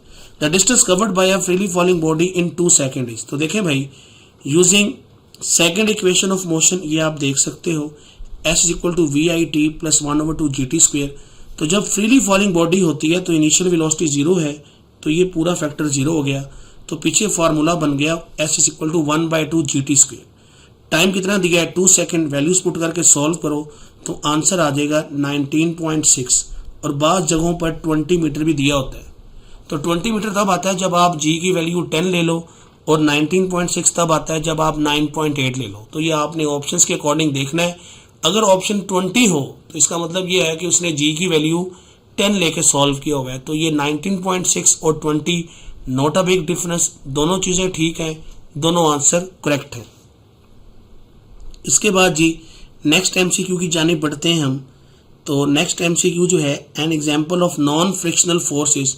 तो नॉन फ्रिक्शनल फोर्स जो है वो फ्रिक्शनल फोर्स होती है क्योंकि ये पाथ डिपेंडेंट है, ठीक है। तो इसीलिए ये बुक की साइड इन्फॉर्मेशन है, इसको याद रखना। Number 60 once again most important MCQ कि when a body moves in a circle the angle between its linear velocity v and angular velocity omega is. तो ये हमेशा होता है 90 डिग्री। ये MCQ बारहा दफ़ा रिपीट हुआ है। दोबारा याद रखो कि हमारे पास फार्मूला होता है V = R ओमेगा, ठीक है। तो यहाँ पर V और ओमेगा के दरमियान जो एंगल होगा ना वो हमेशा 90 डिग्री होगा, ये भूलना नहीं है। The speed of hoop at the bottom, hoop की बात है, bottom of inclined plane can be given as. तो ये जिसका फार्मूला है ये स्मॉल v होना चाहिए, स्मॉल v फॉर वेलोसिटी। तो V = √GH, ठीक है, भूलना नहीं है। और अगर डिस्क होता तो वो होता है 4/3 GH। तो ये डिस्क के लिए है और ये हुप के लिए है, ठीक है। डिस्क आ जाए तो ये लगा दीजिएगा। The device used for measurement of liquid flow is venturimeter, book की लाइन है, पता होना चाहिए। The pressure will be low where the speed of fluid is high according to Bernoulli's principle. हमें पता है कि प्रेशर और वेलोसिटी का आपस में इन्वर्स रिलेशन है। The frequency of waves produce in microwave oven is 2450 megahertz. और अगर ये वेवलेंथ आपसे पूछेगा तो वेवलेंथ बेटा जी आपके सामने जो है वो होती है 12 सेंटीमीटर, ओके। नेक्स्ट जी नेक्स्ट MCQ है the dimension of spring constant R। तो ये होता है MT-2। तो देखिए ये कैसे है, आपके पास K की वैल्यू है F/x, F की वैल्यू है kg मीटर पर सेकंड स्क्वायर और x की वैल्यू मीटर में ली जाती है। मीटर से मीटर कट गया तो ये आ गया kg पर सेकंड स्क्वायर। तो kg पर सेकंड स्क्वायर की डायमेंशन बनाओगे तो ये बन जाएगा MT-2। A body is executing SHM, what fraction of its total energy। ये बहुत इंपॉर्टेंट MCQ है और ये एंट्री टेस्ट का MCQ है, ये भी याद रखो। ये एंट्री टेस्ट का MCQ है, ऐसे MCQ आने के चांसेस होते हैं, ठीक है। इस तरह के जो MCQ होते हैं बेटा ये मेरिट डिटरमाइन करते हैं, इससे पता चलता है कौन बच्चा टॉपर है और कौन बच्चा एवरेज है। देखें जी उसने कहा जी what fraction of its total energy will be kinetic energy when its displacement from mean position is half of its displacement। ठीक है जी कि भाई सिंपल सी बात ये है कि अगर x = x0/2 हो, मतलब एम्पलीट्यूड के आप हाफ में हो, तो उस टाइम उसके पास टोटल एनर्जी में से कितनी काइनेटिक एनर्जी होगी। ये सवाल है कि जब बॉडी अपने एम्पलीट्यूड के मिडल में पहुंचती है तो उस लम्हे पर उसके पास टोटल एनर्जी में से कितनी फ्रैक्शन जो है वो काइनेटिक एनर्जी की होगी। तो ये देखिए, ये याद रखिएगा, बहुत इंपॉर्टेंट बात है कि जब x = x0/2 होता है तो उस समय पर जो काइनेटिक एनर्जी है वो 3/4 होती है टोटल एनर्जी के। या दूसरे लफ्ज़ों में आप कह सकते हैं कि उस टाइम 75% काइनेटिक एनर्जी होगी। बहुत इंपॉर्टेंट बात है कि जब x = x0/2 होगा तो उस time kinetic energy 3/4 of total energy होगी, मतलब 75%। और अगर इसी सवाल में वो पोटेंशियल पूछ ले तो अगर 75% काइनेटिक है तो फिर 25% क्या होगी, हमने कहा वो होगी पोटेंशियल। अब इसके बाद मैंने एक और सवाल डिस्कस किया हुआ इसके साथ ही कि अगर आपके पास आ जाए x0/√2 या a/√2, बाज़ औक़ात एम्पलीट्यूड के लिए a भी इस्तेमाल होता है, तो जब a/√2 हो या x0/√2 हो तो ये वो लम्हा होता है सिंपल हार्मोनिक मोशन में कि जब बॉडी के पास 50% पोटेंशियल एनर्जी और 50% काइनेटिक एनर्जी होती है। ठीक है, तो मैं उम्मीद करूंगा कि ये सवाल आपको समझ आ गया होगा। अब हमने जो है 67 वाले क्वेश्चन पे आना है। For each degree Celsius rise in temperature of gas the speed of sound through it increase by, तो बुक की लाइन है, याद रखिए जब भी आप 1 डिग्री टेम्परेचर बढ़ाएंगे तो उससे स्पीड ऑफ साउंड जो है वो 0.61 मीटर पर सेकंड जो है वो इंक्रीज होगी। Velocity of sound in free space, देखें जी एक उसने फ्री स्पेस की बात की है और साथ 0 डिग्री सेल्सियस भी दे दिया, तो 0 डिग्री सेल्सियस का यहाँ पे कोई अमल दखल नहीं है, आपने फ्री स्पेस को देखना है। तो फ्री स्पेस में हमें पता है मीडियम पार्टिकल्स ही नहीं होते, तो साउंड वेव्स लॉन्गिट्यूडनल वेव्स हैं, उनको मीडियम पार्टिकल चाहिए होते हैं, तो स्पेस में आपके पास मीडियम पार्टिकल्स नहीं है, यही वजह है कि वहाँ पर जो स्पीड होगी वो कितनी आएगी, 0। The refractive index of water is 1.33, the speed of light in water is, तो बहुत इंपॉर्टेंट सवाल है, ये भी देखिएगा इसको। यहाँ पर इस्तेमाल हुआ है आपके पास कंसेप्ट ऑफ रिफ्रैक्टिव इंडेक्स, तो यहाँ पर आपने वेलोसिटी निकालनी है, क्रॉस मल्टीप्लाई करो, c/n बन गया, वैल्यूज पुट करके सॉल्व करोगे तो आपके पास इतनी वेलोसिटी आएगी। तो ये सवाल बगैर कैलकुलेशन के आप नहीं कर सकते हो, आपको कैलकुलेटर यूज करना पड़ेगा। ओके, तो इस सवाल का राइट ऑप्शन आपके सामने आ गया Charlie. 70 the value of critical angle for glass year boundaries, तो वेरी मच इंपॉर्टेंट MCQ, ये चैप्टर नंबर 9 का है। ग्लास ईयर बाउंड्री के लिए याद रखिएगा जो क्रिटिकल एंगल की वैल्यू होती है वो होती है 41.8 डिग्री। ओके, दोबारा से सुन लो कि ग्लास ईयर बाउंड्री के लिए क्रिटिकल एंगल की वैल्यू कितनी होती है, 41.8 डिग्री। स्टूडेंट हमारे पास नेक्स्ट MCQ है, एंगल बिटवीन रे of light and wave front is, तो बुक की लाइन है, भूलना नहीं है, इनके दरमियान हमेशा एंगल होता है 90 डिग्री। वेव फ्रंट और रे ऑफ लाइट के दरमियान हमेशा एंगल कितना होता है, 90 degree. Final image of compound microscope, once again book की इंफॉर्मेशन है, वर्चुअल एंड इन्वर्टेड। ठीक है, ये बुक की लाइंस हैं, ये भूलनी नहीं है, ये चैप्टर नंबर आपके पास 10 के MCQ हैं, तो आप इनको एक दफ़ा बुक की लाइंस जाके आप देख सकते हो, अंडरलाइन कर सकते हो। Information carrying capacity of optical fibre, once again book की लाइन है जिसको बोलते हैं बैंड विड्थ। तो ऑप्टिकल फाइबर कितनी कैपेसिटी रखता है इंफॉर्मेशन ले जाने की, वो उसकी बैंड विड्थ होती है, और ऑप्टिकल फाइबर की बैंड विड्थ कॉपर से कहीं ज़्यादा है, इसलिए हम इसको प्रेफर करते हैं। The graph between V and T of a gas at constant pressure is, तो देखें जी अगर कांस्टेंट प्रेशर है तो वॉल्यूम डायरेक्टली प्रोपोर्शनल है किसके, टेम्परेचर पे। तो ये देखें जी आपके पास ये एक स्ट्रेट लाइन ग्राफ बनता है कि volume is directly proportional to temperature when pressure is constant, तो इस तरह का ग्राफ है, स्ट्रेट लाइन ग्राफ। इसके बाद ये नेक्स्ट MCQ है हमारे पास, उसको देखते हैं। A heat engine operator between the temperature of, ठीक है जी कि एक हीट इंजन है, ये 1000 केल्विन एंड 400 केल्विन पे ऑपरेट करता है। ये टेम्परेचर है T1 जो कि सोर्स का है, ये टेम्परेचर T2 है जो कि है सिंक का है। तो हमने एफिशिएंसी बतानी है, तो ये देखें जी एफिशिएंसी का फार्मूला आपने भूलना नहीं है, बड़ा इंपॉर्टेंट फार्मूला है, 1 - T2/T1 मल्टीप्लाई बाय 100%। अब यहाँ पर देखें जी T2 जो है मैंने आपको बोला कि ये आपके पास सिंक का है और T1 सोर्स का है, वैल्यूज पुट करें, एलसीएम लेके सॉल्व करें, तो आपके पास जो आंसर बनेगा वो बनेगा 60%, कि ये हीट इंजन 60% एफिशिएंट है। ओके, इसके बाद ये नेक्स्ट हमारे पास MCQ है, the dimension of coefficient of viscosity, तो ये भी बहुत इंपॉर्टेंट MCQ है, चैप्टर नंबर 1 की लास्ट एग्जाम्पल है। ओके, ये याद रखिएगा, चैप्टर नंबर 1 की लास्ट एग्जाम्पल। तो जो जो चीज़ मैं बता रहा हूँ इसको जाके बुक से लाजमी आपने देखना है, ठीक है। तो देखें जी हमारे पास from drag force chapter number 6 में कंसेप्ट है, तो ये ड्रैग फोर्स का फार्मूला है, हमें चाहिए ईटा, तो क्रॉस मल्टीप्लाई करें, ये बन गया FD/6 पाई आर वी। 6 पाई का तो कोई यूनिट डायमेंशन होता नहीं है, तो फोर्स का यूनिट आ गया न्यूटन, इसका आ गया जी आपके पास रेडियस का मीटर, वेलोसिटी का आ गया मीटर पर सेकंड। सॉल्व किया जी, न्यूटन होता है केजी मीटर पर सेकंड स्क्वायर, ये बन गया मीटर स्क्वायर। तो सॉल्व किया, ये बन गया केजी पर मीटर पर सेकंड, और डायमेंशन आ गई ml-1 t-1। तो समटाइम्स इसकी डायमेंशन पूछी जाती है, समटाइम इसका बेस यूनिट पूछा जाता है। तो बेस यूनिट है केजी पर मीटर पर सेकंड, भूलना नहीं है, ठीक है। अब हम आगे बढ़ते हैं जी, हमारे पास नेक्स्ट एमसीक्यू है। According to Einstein equation is equal to mc square 1 kg mass equivalent to energy. तो ये चैप्टर नंबर 1 की साइड इंफॉर्मेशन है। वंस अगेन, कहाँ से आया एमसीक्यू? चैप्टर नंबर 1 की साइड इन्फो है, ये आप जाके देख सकते हो, ठीक है।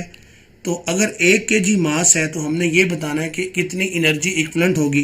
तो हमें पता है जी is equal to mc square, यहाँ पे जी वैल्यूज पुट करें आप, c की वैल्यू 3×10⁸ है, तो सॉल्व कर लो, 9 × 10⁻16 जूल जो है वो इसका आंसर बनेगा। ओके, तो ये आपके सामने आंसर जो है वो हाईलाइट हुआ है, आप देख सकते हो। If Rx is negative and Ry is positive then the resultant vector lies in. देखें जी, Rx नेगेटिव है और Ry पॉजिटिव है, तो हमें पता है कि ये सेकंड क्वाड्रेंट ही होता है जिसके अंदर Rx नेगेटिव और Ry जो है वो आपके पास क्या होता है? पॉजिटिव। ओके, तो कौन सा क्वाड्रेंट बनेगा जी? Second. Next 79 MCQ, very much important MCQ. इस तरह के एमसीक्यू लाजमी आते होते हैं, ट्रिकी एमसीक्यू है, बहुत तवज्जो चाहिए होगी इसको करने में, ठीक है, क्योंकि आमतौर पर बच्चों का ये एमसीक्यू गलत होता है।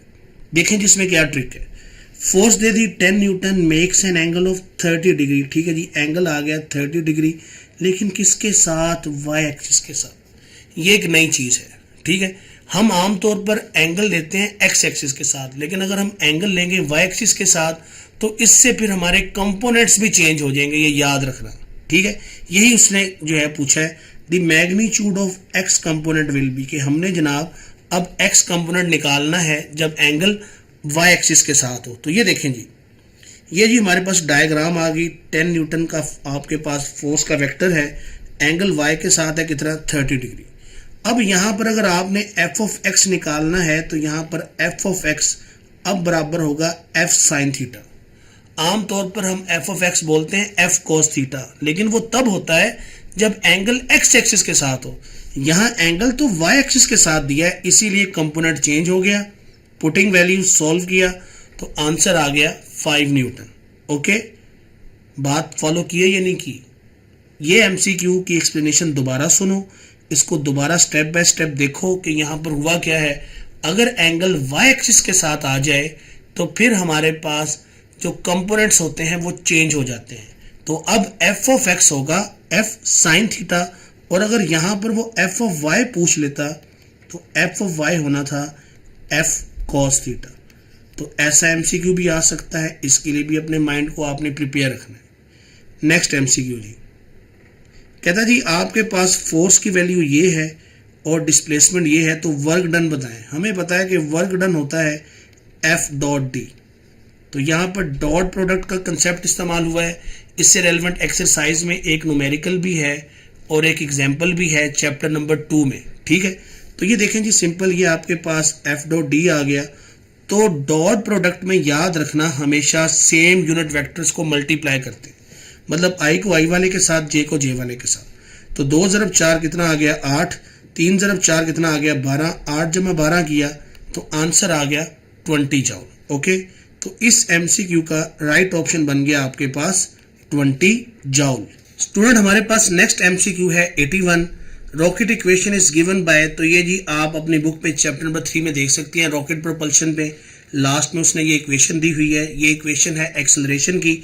अब इसमें याद रखिएगा कि acceleration is inversely proportional of mass of rocket. तो हमें पता है कि रॉकेट का जो मास है विद रिस्पेक्ट टू टाइम कम होता है, तो इसकी एक्सेलरेशन चेंज होती है, बढ़ती रहती है।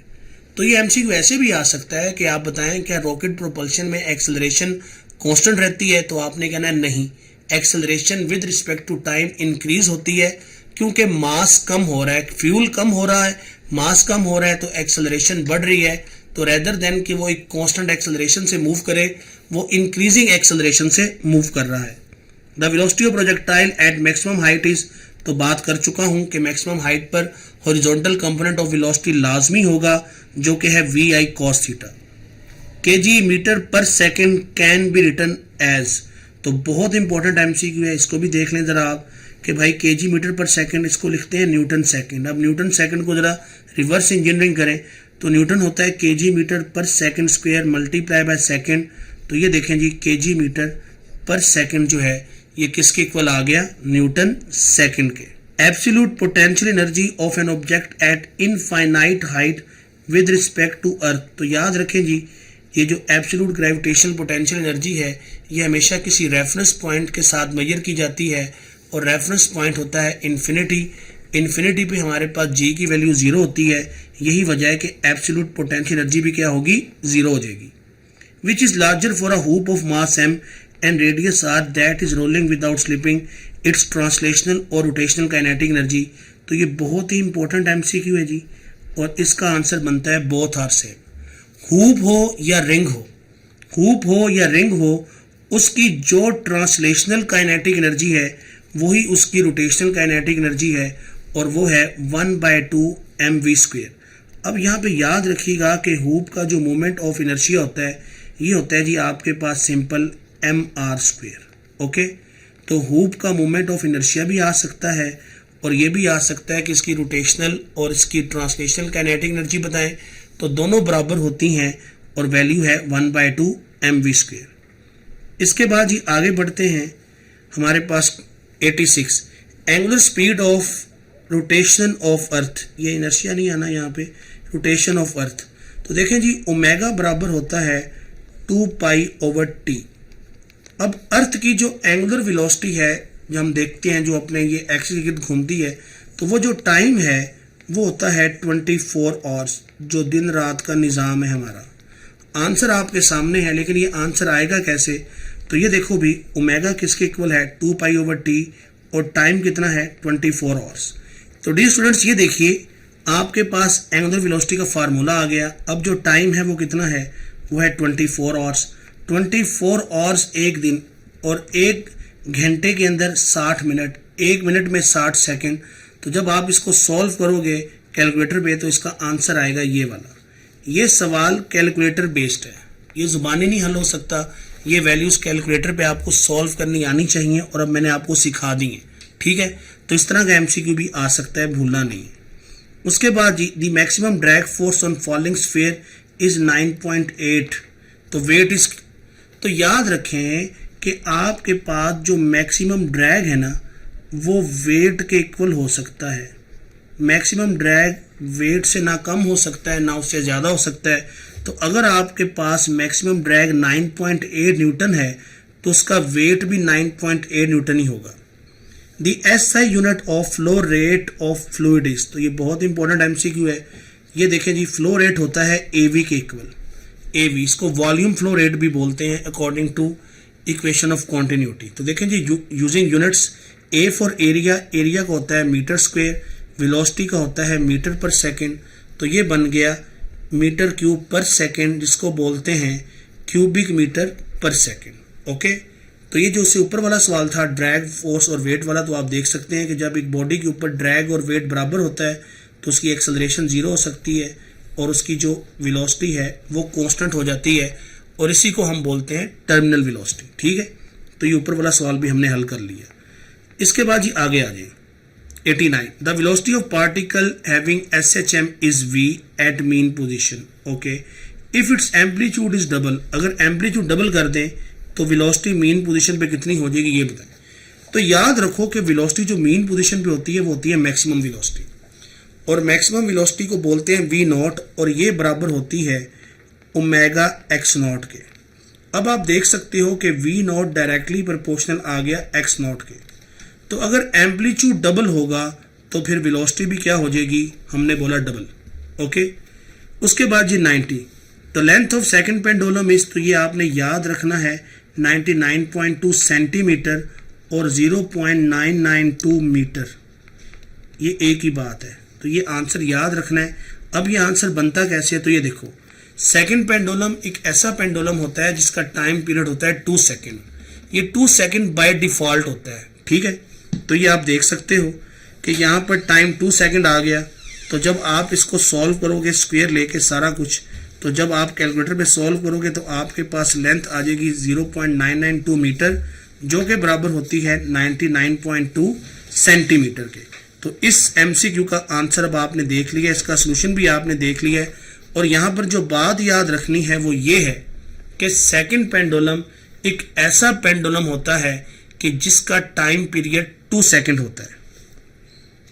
इसके बाद ये next, the frequency of second pendulum is. तो देखिए जी, अभी मैंने बात की कि सेकंड पेंडुलम एक ऐसा पेंडुलम है जिसका टाइम पीरियड कितना होगा 2 सेकंड। अगर इसका टाइम पीरियड 2 सेकंड है तो इसकी फ्रीक्वेंसी कितनी होगी, तो आप देख सकते हो 0.5 हर्ट्ज, ठीक है। तो ये भी बहुत इंपॉर्टेंट MCQ है, ये भी आ सकता है आपको। और यहाँ पर देखें मैंने इसको सॉल्व भी किया हुआ है कि remember frequency of second pendulum 0.5 hertz as time period of second pendulum 2 second. तो आप अगर इसकी फ्रीक्वेंसी निकालोगे तो वो आएगी 0.5 हर्ट्ज। स्पीड ऑफ साउंड वाला सवाल है जी हमारे पास कि if the speed of sound in air at a given pressure is V, ठीक है। तो then by increasing pressure to double, अगर प्रेशर डबल कर दें तो न्यू स्पीड क्या हो जाएगी, factor affecting speed of sound. उसको जाके देखो चैप्टर नंबर 8 में पहला ही पॉइंट है प्रेशर, और उसमें लिखा हुआ है कि स्पीड ऑफ साउंड का प्रेशर के ऊपर कोई फर्क नहीं है, कोई डिपेंडेंस नहीं है। तो अगर प्रेशर डबल हो, ट्रिपल हो, कुछ भी हो, तो स्पीड ऑफ साउंड हमेशा सेम रहेगी। Speed of sound does not depend upon pressure, okay. 93 पे आ जाए। An organ pipe open at both hands, तो फंडामेंटल फ्रीक्वेंसी का फार्मूला ये है, ये आपको याद रखना है कि V/2L। The equation of Michelson's interferometer, ये भी भाई बुक के अंदर दिया हुआ है, L = m λ/2। स्टूडेंट्स हमारे पास नेक्स्ट MCQ है 95। ये भी बहुत इंपॉर्टेंट MCQ है, देखिएगा। अ डायफ्रैक्शन ग्रेटिंग हैज 5000 लाइन्स पर सेंटीमीटर। ये वैल्यू दे दी है 5000 लाइन्स पर centimetre. It's grating element will be. Answer आपके सामने है 2×10⁻⁻6 मीटर या 2 माइक्रोमीटर। अब हमने ये देखना है ये आंसर आया कैसे है। तो ये देखिए जी, हमारे पास डायफ्रैक्शन ग्रेटिंग के ग्रेटिंग एलिमेंट का फार्मूला होता है D = L/N, जबकि L होती है लेंथ, और ये लेंथ आमतौर पर 1 सेंटीमीटर, क्योंकि उसने बोला है नंबर ऑफ लाइन्स पर सेंटीमीटर, इसलिए सेंटीमीटर लिया जाता है। और ये N है नंबर ऑफ लाइन्स। अब देखें जी, यहाँ पर इसको पुट करें 1 सेंटीमीटर डिवाइडेड बाय 5000, सॉल्व करें इसको तो आपका आंसर आएगा 0.2 10⁻⁻5, जिसको हम लिख सकते हैं 2 × 10⁻⁻6, जिसको हम लिख सकते हैं 2 माइक्रोमीटर। तो ये आपने भूलना नहीं है, इंपॉर्टेंट MCQ है कि अगर 5000 लाइन्स पर सेंटीमीटर दिया हो तो आपके पास जो ग्रेटिंग एलिमेंट होगा वो होगा 2 माइक्रोमीटर। नेक्स्ट MCQ की जानिब बढ़ते हैं। The final image formed by simple microscope is. तो सिंपल माइक्रोस्कोप की जो फाइनल इमेज होगी वो वर्चुअल एंड इरेक्ट होगी। ये भी आप चैप्टर नंबर 10 में सिंपल माइक्रोस्कोप के ऊपर जाकर देखें, बुक की लाइन है, डायग्राम बनी हुई है, तो वहां से भी आपको नजर आ जाएगा कि ये वर्चुअल भी है और इरेक्ट भी। इरेक्ट बोलते हैं सीधी इमेज को, इरेक्ट बोलते हैं सीधी इमेज को, और इन्वर्टेड बोलते हैं उल्टी इमेज को, ठीक है। तो जो रियल आपके पास इमेजेस होती हैं वो इन्वर्टेड होती हैं, जबकि जो वर्चुअल इमेजेस होती हैं वो इरेक्टेड होती हैं। The final image seen through eyepiece in telescope is. तो ये virtual, enlarged and inverted. Once again जी, बुक की लाइन है, इसको आपने चैप्टर नंबर 10, ये भी बुक की लाइन है, इसको भी आपने देखना है। तो अब देखें मोस्टली कि बुक की लाइंस आ रही हैं, बुक की लाइन, साइड इंफॉर्मेशन, तो इन चीज़ों को आपने अंडरलाइन करना है, और जब आपने रिवीजन करनी है तो इन्हीं चीज़ों को आपने दोबारा से देखना है और इनको लिख लेना है, याद कर लेना है। In Michelson's experiment, the angle subtended by a side of 8-sided mirror at the center is। तो देखें जी, यहाँ पर आपके पास जो एंगल का फार्मूला होता है वो होता है 2π divided by number of divisions. चूंकि 8 साइड है तो 2π/8 सॉल्व किया तो आपके पास जो एक डिजिट से दूसरे डिजिट में जाने की एंगुलर डिस्प्लेसमेंट या आपके पास जो थीटा है वो बन जाएगा π/4। ओके, तो ये आपके सामने ऑप्शन आ गई, बी ऑप्शन, π/4। वंस अगेन ये भी जी चैप्टर नंबर जो है वो आपके पास 10 से रेलिवेंट सवाल है। The average translational kinetic energy molecules for an ideal gas given by the relation. तो 3/2 kT वंस अगेन ये भी आपने रिलेशन याद रखना है, बड़ा इंपॉर्टेंट रिलेशन है कि ये इसको हम ऐसे लिखते हैं कि ये आपके पास है average translational kinetic energy molecules की। ठीक है, तो यहाँ पर जो मैं बच्चों को रट्टा लगवाता हूँ वो ये है कि मॉलिक्यूल में के साउंड है, इसीलिए यहाँ पर आएगा 3/2 kT। अगर आ जाए मोल कि भाई एवरेज ट्रांसलेशनल काइनेटिक एनर्जी आप मोल की बताएं, तो मोल के लिए ये फार्मूला होता है 3/2 RT। ठीक है, ये फार्मूला बहुत इंपॉर्टेंट है क्योंकि ये इससे आपकी एग्जाम्पल और न्यूमेरिकल भी सॉल्व होता है, तो ये आपने भूलना नहीं है। Okay, the latent heat of fusion of ice, तो ये जनाब आपके पास बुक में जो है दी हुई है, ये बुक के एग्जाम्पल से वैल्यू ली गई है, तो आपने जो बुक के एग्जाम्पल्स के अंदर भी वैल्यूज़ दी होती हैं उनको भी आपने देखना है। तो ये चैप्टर नंबर 11 की एग्जाम्पल है, वहाँ पर ये वैल्यू दी हुई है, तो ये इस सवाल का जवाब है। डियर स्टूडेंट्स, ये थे जी हमारे 100 MCQs जिनको मैंने बहुत डिटेल में आपके सामने जो है एक्सप्लेन किया है। उम्मीद करूँगा कि ये चीज़ें आपको काफ़ी जो है समझ आई होंगी और आपके कंसेप्ट्स बिल्ड हुए होंगे। डियर स्टूडेंट, ये था जी हमारा 100 MCQ का लेक्चर, जिसके अंदर मैंने most repeated most important 100 MCQ detail explain किए हैं। मैं इस लेक्चर के बाद सिर्फ ये कहना चाहूँगा कि अगर किसी बच्चे को पार्ट 1 फिजिक्स में MCQs का इशू है या उसको पार्ट 1 फिजिक्स नहीं आ रही या उसको समझ नहीं आती कंसेप्ट की, तो वो सिर्फ इस लेक्चर को देख ले तो उसको 90% जो फर्स्ट ईयर की बुक है ना, जो उसके इम्पोर्टेंट पॉइंट्स हैं वो क्लियर हो जाएंगे। तो ये वीडियो लेक्चर बहुत ही इंपॉर्टेंट है, इसको अच्छी तरह से देखिएगा, बार बार देखिए, इसको अपने दोस्तों के साथ भी शेयर कीजिए और कोशिश करें कि आप अपने कंसेप्ट्स को इम्प्रूव करें।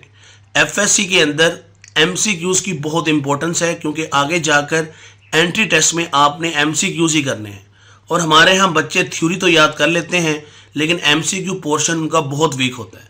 तो डियर स्टूडेंट, आपने अच्छे बच्चे बनकर इस वीडियो लेक्चर को देखना है, समझना है और अपने कंसेप्ट्स इंप्रूव करने हैं।